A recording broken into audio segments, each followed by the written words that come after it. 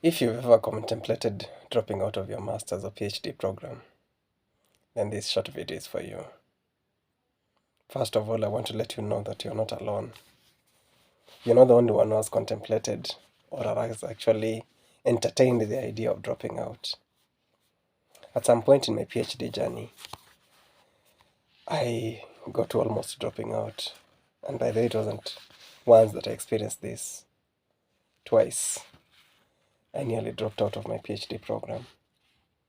And again, because these were just ideas or thoughts going on in my mind, I didn't share much with people because, of course, I knew they will maybe they would probably begin, telling me about why I should continue, why I had taken so long in it, and things like that.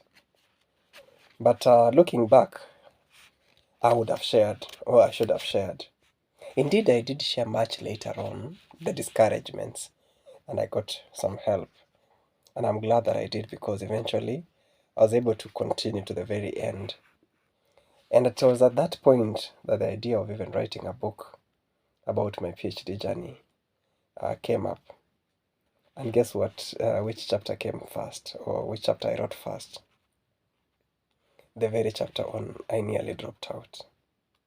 Because at that point I was wondering, why have I thought about dropping out? And again, this was the second time. Because the first time, this is chapter 5 in this book, my new book, which is called My PhD Experience. A very wonderful book, very well published, and glossy cover, and very shiny, very, very beautiful. I love it, not just because it's mine, but because of the quality. But this chapter talks about I nearly dropped out. And it's detailing why I nearly dropped out, the circumstances around my nearly dropping out, as well as what I would have done, what I did and what I would have done. And of course, I have lessons and points to ponder, to think about, even as a current or a prospective master's or PhD student. I say this because a few weeks ago, someone reached out to me, and she was telling me, she's a current PhD student. And she was telling me that she was going through so much struggle, family balance, work life, expectations by supervisor. And she had actually entertained the idea of dropping out. And it was at that point that I told her, by the way, you're not alone. I also almost dropped out. And she was so surprised because she knows me, we've worked together, and she was telling me, even you, from the way I have known you, you seem to love research, you're so passionate about study. Why would someone like you think about dropping out? Of course, our reasons are different, but I just wanted to let you know. I want to let you know that many people actually contemplate dropping out of their master's or PhD programs, and some indeed do drop out. In fact, there are people who've already dropped out, though they're still enlisted as ongoing in the program. But I am glad that I held on. I'm glad that I went back to the program. Because the second time I had these ideas came up or came to me very strongly was when I had already completed coursework. I was on to the research bit of it, and I was just wondering, what is all this PhD about? Why should I even continue writing and working on it? And I've come to realize that one of the most important reasons or help way forward would be to look at your thoughts, Why are you thinking about dropping out? What is the cause? Because sometimes it's burnout. You're just having so much on your plate. Family expectations, like I've said, or maybe financial challenges, work-related stresses. It would be good to find out what exactly is causing me to think about dropping out. Or maybe it is institutional expectations, your supervisor unavailable or actually available but stressing you out. And then secondly, once you're able to identify this as an issue, then it is now possible to seek the right help, or seek the right person or the right channel to get help for your work. So that becomes easy for you, even in your work or in your progress, because I firmly believe that if you've started on this PhD or your masters, unless it's really at the very beginning of your study, then I would encourage that you continue to the very end. I'm glad I was helped to continue to go back, and finally I graduated. You can see that's my picture on the cover.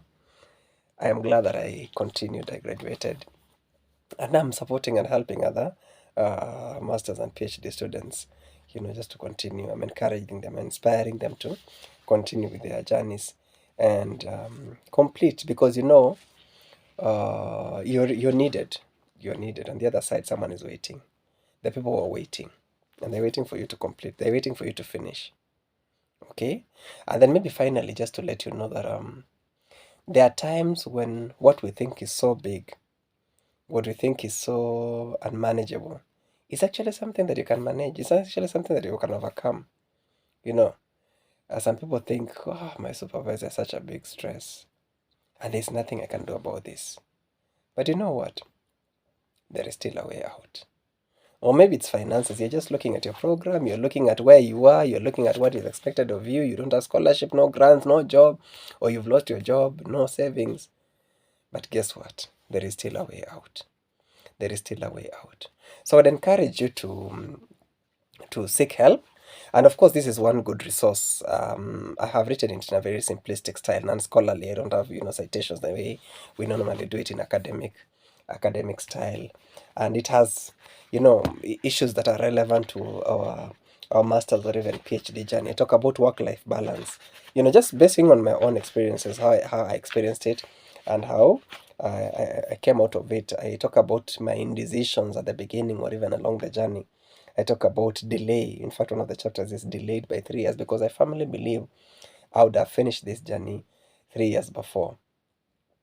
So I'm just sharing this so that people would not have to repeat the mistakes that I made. You can get out of it. I also talk about my supervisor. I talk about writing and things like that. So get yourself this resource. It's only 2,000 shillings. And on my social media handles, on my WhatsApp, but also on Nuria, a platform that sells resources like this. And the link is available after or below this video. And you can go get yourself a copy. And I am very sure you will not regret. And if it's not for you, I'm sure you know someone who's working on their master's and their PhD and they've been working on it forever. Please get them this resource. It can be one of the best gifts you've given them, a birthday gift, an anniversary gift, a surprise gift, and yeah, it will be very helpful. So thank you so much. Thank you so much. I hope you're going to get out and, just finalize, because you know what? Like I said, you're being waited for. Bye-bye.